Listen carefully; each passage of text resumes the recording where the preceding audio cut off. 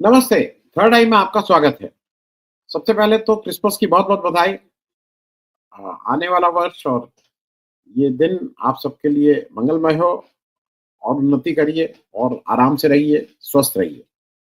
तो आज थोड़ी बात इसलिए करना ज़रूरी है बांग्लादेश की कि कुछ चीज़ें ऐसी होती हैं जिसको जो अवॉइड की जा सकती हैं। कुछ चीज़ें ऐसी होती हैं कि जिसमें देश का स्वार्थ सबसे सर्वोपरि होता है और ये हमें सीखना चाहिए अमेरिका से। अमेरिका बिल्कुल क्लियर है। अमेरिका का स्वार्थ सबसे ऊपर और उसके बाद व्यक्तिगत दोस्ती इत्यादि इत्यादि। और वो हमने अभी देखा भी कि मतलब जैसे इसको कहते हैं, मोदी जी को बहुत नाज था, माय फ्रेंड ट्रम्प, अब की बार ट्रम्प सरकार। लेकिन अब की बार ट्रम्प सरकार उस तरह से बात नहीं कर रहा है। अब की बार ट्रम्प सरकार जो है वो धता बता रहा है। वो बहुत सी चीजों पे मोदी जी को उस तरह की लिवरेज नहीं दे रहा है जैसी मोदी जी उम्मीद करते रहे। ये बात मैं इसलिए कह रहा हूं कि बांग्लादेश में 5 अगस्त को शेख हसीना का बांग्लादेश से भाग के वो भारत आई। अब सितंबर, अक्टूबर, नवंबर, दिसंबर 4 महीने से ज़्यादा हो गया और शेख हसीना हिंदुस्तान में है। आप लोगों को अगर याद हो तो शेख हसीना जब आई थी हिंदुस्तान तो ये था कि 2-3-4 दिन के अंदर ये भारत से चली जाएँगी और उस समय अटकल ये लगाई जा रही थी क्योंकि इनकी सगी बहन यूनाइटेड किंगडम मतलब इंग्लैंड में संसद सदस्य हैं और ये वहां पे ही जाके पनाह लेंगे। फिर आया कि नहीं नहीं भाई, यूके में इस तरह के लोगों के लिए वो पनाह नहीं देते हैं। वो अपने रिलेशनशिप किसी देश से इसलिए नहीं खराब करते हैं क्योंकि ये वहां से जो अब नई रिजीम आई है उसके हिसाब से इन्होंने वहां बहुत हेरा फेरी गलत किया है। फिर ये आया कि नहीं नहीं ये यूके जाएंगे और कुछ दिन या कुछ घंटे रुक के इनको कहीं पनाह मिल रही है, मतलब किसी इस्लामिक देश में पनाह मिल रही है नहीं, और ये वहां चली जाएंगे। वो भी नहीं हुआ। फिर ये हुआ कि नहीं नहीं ये तो हिंदुस्तान में ही रुक गई और शेख हसीना हिंदुस्तान में रुक ही गई। उसके बाद उधर बांग्लादेश में घटनाक्रम तेजी से चल रहा था। वहां नई सरकार आई, नई सरकार के सीईओ बने मोहम्मद यूनुस साहब। एक नई कुछ लोग आ गए और वो सरकार, एक नई सरकार का गठन हो गया। इलेक्शन तो फॉर्मल नहीं हुआ है लेकिन एक नई सरकार ने पदभार ग्रहण। वहां पे 2-3 चीजें हुई। शेख हसीना ने, जो पिछले 16 साल से उनका शासनकाल था, और शेख हसीना के ऊपर भी एक तानाशाही सरकार चलाने का आरोप है। ये भी फैक्ट है कि जो बांग्लादेश की मुख्य विपक्षी पार्टी थी उसने उसने कई इलेक्शंस में पार्टिसिपेट नहीं किया। उसका आरोप ये था कि वहां का इलेक्शन कमीशन पूरी तरह से कॉम्प्रोमाइज है, शेख हसीना की सरकार के नियंत्रण में है और वो कोई इस तरह के इलेक्शन में पार्टिसिपेट नहीं कर रहा है जहां पे इलेक्शन का कोई माने ही नहीं रह गया है क्योंकि पहले से ही पता है कि इसका रिजल्ट क्या हो। वहां भ्रष्टाचार चरम सीमा पे था और उसका एक उदाहरण हमारे अडानी जी का पावर प्लांट। ये बात मैं आप लोगों से इसलिए इसको साझा कर रहा हूं क्योंकि ये जरा आप भी समझ लीजिए कि कहां कहां दिक्कतें शुरू हुई। अब जो मुख्य मुख्य जहां से दिक्कत शुरू हुई, नॉर्मल कोर्स में शेख हसीना को हिंदुस्तान से चले जाना चाहिए था। हिंदुस्तान को इस तरह का पॉलिटिकल असाइलम नहीं देना चाहिए, लेकिन हिंदुस्तान ने ना, उनसे ये कहा गया कि हम पॉलिटिकल असाइलम दे रहे हैं, ना उनको मतलब कोई कमिटमेंट नहीं हुआ, लेकिन वो हिंदुस्तान में रहने लगे। ठीक है भाई, यहां तक भी ठीक। बांग्लादेश में इनके ऊपर कई क्रिमिनल केसेस दर्ज हुए, सत्ता से रिलेटेड हुए। लोगों का कहना है कि वहां से लोग मारे गए, पॉलिटिकल किलिंग हुई इत्यादि इत्यादि, और उसमें कुछ भ्रष्टाचार और हेराफेरी के भी। और वहां पे एक प्रमुख केस जो बहुत प्रमुखता पा रहा है बांग्लादेश में, वो अडानी जी ने जो एक पावर प्लांट की डीलिंग की थी वो बात। मैं उसके डिटेल्स मैं कई बार कर चुका हूं। मैं बहुत बहुत क्विकली 1 मिनट में आपको फिर से ब्रीफ कर दूं। एक अजीब सी डील होती है। अजीब सी डील इसलिए हम कह रहे हैं कि बांग्लादेश, भारत के प्रधानमंत्री जाते हैं और सरकारी तंत्र पे होता है कि हम आपके साथ कुछ प्रोजेक्ट करेंगे। सरकार, अडानी जी वहां उसमें इन्वॉल्व हो जाते हैं। अडानी जी का जो पावर प्रोजेक्ट वहां पे लगाने का प्लान होता है वो वो ये होता है कि झारखंड, भारत के झारखंड राज्य के गोड्डा जिले में वो प्लांट लगाया जाएगा, पावर प्लांट। पावर प्लांट क्या होगा? थर्मल पावर, मतलब कोयले से बिजली बनेगी। कोयला कहां से आएगा? झारखंड भारत के पहले 2-3 उन राज्यों में है जहां पे बहुत ज्यादा कोयला होता है और खास करके थर्मल कुकिंग। लेकिन नहीं, कोयला अडानी जी लेके आएंगे ऑस्ट्रेलिया से। क्या लॉजिक है इसका? कोई मतलब नहीं। ऑस्ट्रेलिया से कोयला आएगा, उतरेगा उड़ीसा के पोर्ट पे, 700 किलोमीटर चल के आएगा गोड्डा। गोड्डा में फिर वो पावर जनरेशन होगा और फिर यहाँ से पावर चली जाएगी बांग्लादेश। 100% export oriented unit. अब इसका खूब फायदा भी लिया अडानी जी ने। अडानी जी ने सारे नियमों की धज्जियां उड़ा के उन्होंने सबसे पहला फायदा ये लिया कि उन्होंने कहा कि ये तो हमारा 100% एक्सपोर्ट ओरिएंटेड यूनिट है, तो एसईजेड बनाया गया। पहली बार पावर का एसईजेड बना, स्पेशल एक्सपोर्ट जोन। सारे कंसेशंस, कोई टैक्स नहीं, कोई ड्यूटी नहीं, और सारे कंसेशंस। ठीक है भाई। फिर इन्होंने यहां यहीं तक नहीं किया, इन्होंने कहा पहले ये हुआ था कि पानी तो यहीं का यूज करेंगे, फिर हुआ कि नहीं, पानी गंगा से खींच के लाने लगे पानी, और जिसकी वजह से गंगा की जो कैचमेंट एरिया था, जो उनके मतलब वहां की मछलियां थी, वहां के जो इस तरह के, उस पर असर पड़ा, वहां के लोगों की नौकरियां गई।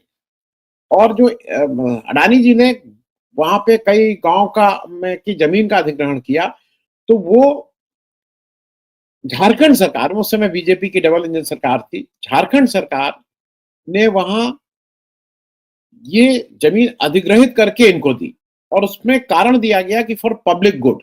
हिंदुस्तान में कोई एक बिजली का एक यूनिट भी नहीं दिया जा रहा है, लेकिन पब्लिक गुड में वो इन्होंने जमीन अधिग्रहित कर दी। उसमें से 3 पूरी संथालों की का गांव था, जिनको भारत का लॉ प्रोटेक्ट करता है कि इनको नहीं, ये जो आदिवासी इनको नहीं, लेकिन जो अडानी जी हैं तो क्या लॉ और क्या कानून और क्या संविधान, सबको वहां से डिस्प्लेस किया गया, वो पूरे गांव खाली कराएगा और सारी जमीन ले ली गई। अब अडानी जी का वहां प्लांट लग गया। प्लांट के बारे में बता दूं, प्लांट जो है वो मुख्य रूप से चाइना से आया, क्योंकि भाई चाइना से प्रेम है, तो इसलिए चाइना से प्लांट आ गया, ये सब हो गया। अब उसके बाद क्या हुआ कि अडानी जी ने बिजली वो की, और अडानी जी ने बिजली सप्लाई करनी शुरू की बांग्लादेश को, और बांग्लादेश में कुछ अनाप शनाप रेट पे इन्होंने बिजली की आपूर्ति। अनाप शनाप इसलिए बोल रहा हूँ, शायद 14 रुपए कुछ पैसा यूनिट इन्होंने बांग्लादेश में देना शुरू किया, जबकि वही बिजली भारत के कुछ जो और प्लांट थे वो बिजली 7-8 रुपए पे दे रहे थे। मतलब करीब करीब इन्होंने दुगने दाम पे वहां पे बिजली सप्लाई करना शुरू। सिर्फ यहीं तक मामला नहीं रुका, बिजली भी सप्लाई करते जा रहे थे, यहाँ सारे टैक्स कंसेशन थे, उस पे दाम पे कुछ वो नहीं था, और पोल्यूशन ये अलग फैला रहे थे भारत में, लेकिन अडानी जी सब काम करने लगे। बांग्लादेश में इस बीच इस कॉन्ट्रैक्ट को लेके बहुत कुछ हुआ, और ये बिल्कुल साफ साफ था, जिसको कहते हैं ना, 1 रुपए की चीज 10 रुपए में बांग्लादेश खरीद रहा था। भारत उसमें पोल्यूशन झेल रहा था, किसी देश का कोई फायदा नहीं था। हाँ, और एक चीज ये भी थी कि जब ये पावर प्लांट लगाने की पेशकश की थी अडानी जी ने उस समय, तो बांग्लादेश में उस समय इंस्टॉल कैपेसिटी बिजली की उनकी जो जरूरत थी उससे ज्यादा थी, तो उनको कोई जरूरत भी नहीं थी इस तरह, लेकिन जबरदस्ती उनको, जिसको कहते हैं ना, ये चेप दिया गया भाई। शेख हसीना की सरकार गई, और ये एक चार्जेस ये भी लगा कि इनकी साठ घाट करके इन्होंने कुछ ये अडानी जी को ये पावर प्लांट दिया, और इसमें पैसा कोई भी, मतलब ये तो इसमें कोई बहुत इन्वेस्टिगेशन की जरूरत नहीं है कि 1 रुपए की चीज 10 रुपए में बेच रहे हैं, तो इसमें कुछ ना कुछ तो हेरा फेरी है ही। अडानी जी ने अपना कॉन्ट्रैक्ट ये बनाया था कि cost of generation plus something, और कॉस्ट ऑफ जनरेशन में कॉस्ट ऑफ कोयला लाएंगे ऑस्ट्रेलिया से, 700 किलोमीटर अंदर चलाएंगे, और फिर वो सारी कॉस्ट जुड़ेगी बांग्लादेश की। बांग्लादेश में इनका जब ये हो गया, उसका धीरे धीरे बांग्लादेश से पैसा नहीं दे पा रहा था। अब चूंकि ये सारी बिजली भेजनी थी इनको बांग्लादेश, 6,500 करोड़ रुपए का सुनते हैं आज की तारीख में बकाया है। जब वो बांग्लादेश नहीं दे पा रहा है या नहीं दे रहा है, वो कह रहा है इन्वेस्टिगेशन होगा उसमें। अब जो मुख्य जो बात है वो समझने वाली ये है कि ये कोई शेख हसीना से प्रेम नहीं है कि उनको यहां रखना है और बांग्लादेश से बहुत प्रेम है। मुख्य बात यह है कि अगर शेख हसीना जी के ऊपर कुछ भी कार्रवाई होती है तो मामला खुलेगा।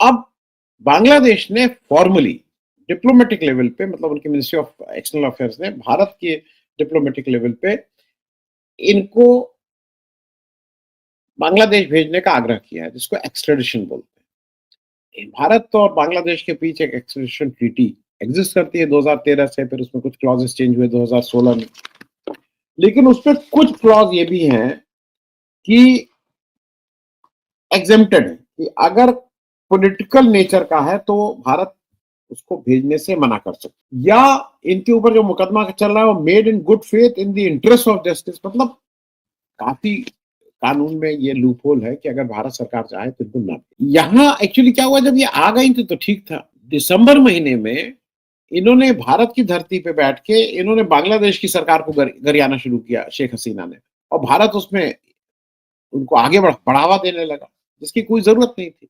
अगर आप यहाँ हैं चुपचाप, भारत क्यों इसको अलाउ किया?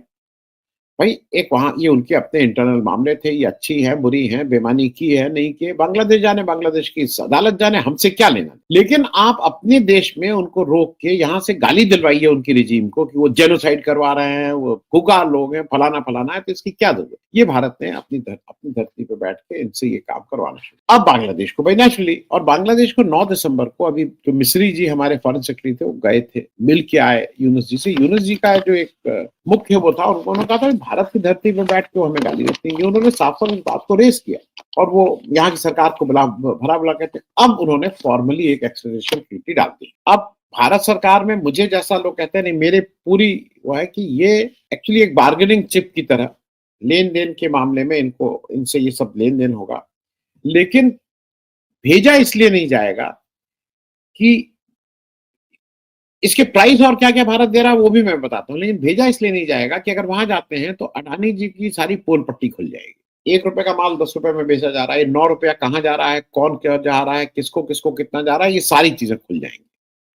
खुल जाएँगी तो किसके पास जा रहा है और क्यों जा रहा है और कैसे जा रहा है, इसके लिए कोई बहुत इन्वेस्टिगेटिंग जर्नलिज्म की ज़रूरत नहीं है, सबको पता है किसके पास जा रहा है, किसके पास क्या शेयर गया।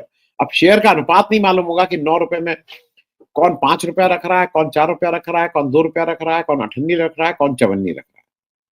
लेकिन खुली लूट है और उस लूट में सारे लोग भागीदार हैं।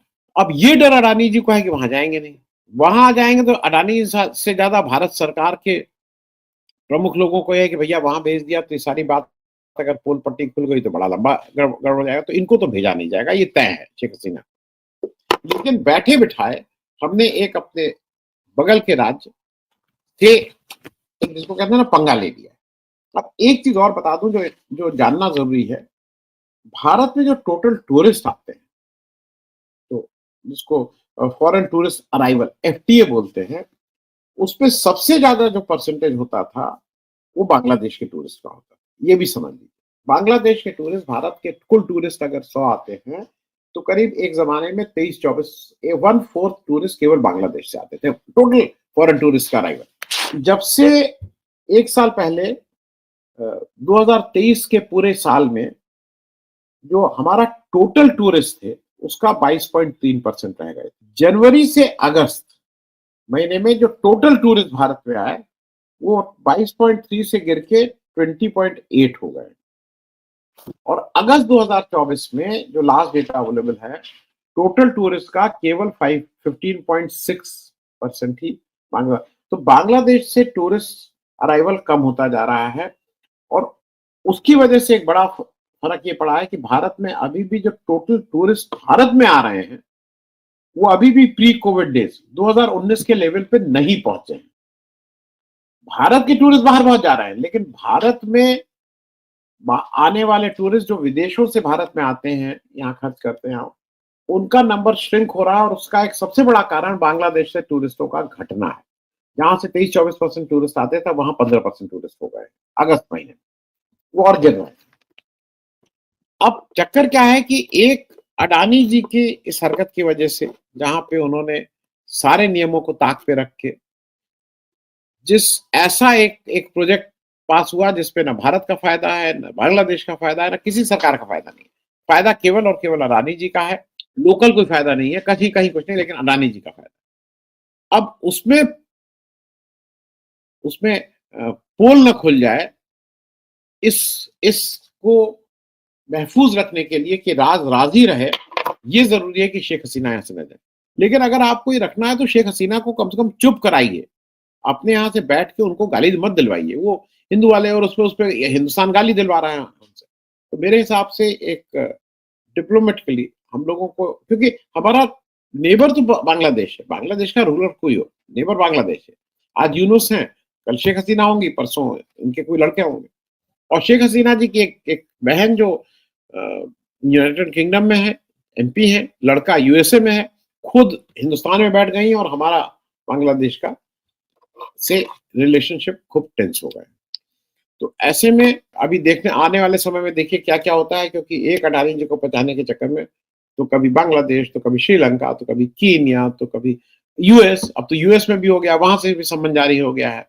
तो कहाँ-कहाँ, क्या-क्या मतलब कारनामे निकल के आएँगे वो देखने वाली बात होगी। लेकिन बांग्लादेश को जिस तरह से हमने हैंडल किया है, जिसकी कोई ज़रूरत नहीं थी, it was a avoidable thing to do. मेरे हिसाब से हमें इसको बेटर ढंग से करना चाहिए था, इनको कहीं पहले ही भेज देना चाहिए था और कम से कम जब तक भारत में थे, तब तक भारत की धरती से बांग्लादेश के लिए कोई जो भी इस समय प्रेज़ेंट गवर्नमेंट है, उसके लिए खराब बात कहने का इनको अधिकार नहीं देना चाहिए था। थैंक यू सो मच, बहुत-बहुत धन्यवाद।